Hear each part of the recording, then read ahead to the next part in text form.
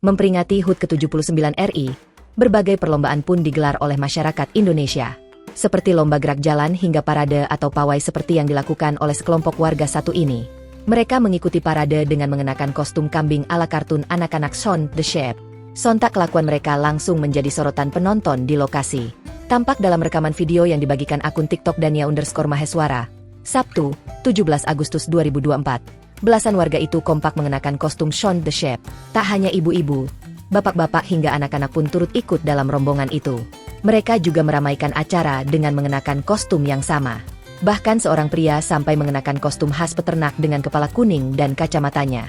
Ia bertugas sebagai pemimpin rombongan tersebut. Sementara pada barisan belakang rombongan, para bapak-bapak bertugas mengangkat patung Ibu Timmy, salah satu karakter kambing dalam kartun Shaun the Sheep tersebut. Tak hanya warga yang berada di lokasi, aksi lucu ini pun sontak juga langsung menjadi sorotan warganet. Tak sedikit yang merasa terhibur dengan kelakuan kocak warga tersebut. Sayangnya hingga kini belum diketahui di mana tepatnya momen tersebut diambil. Namun dilihat dari lokasi yang disematkan pengunggah momen itu direkam di daerah Yogyakarta. Download Tribun X sekarang, menghadirkan lokal menjadi Indonesia.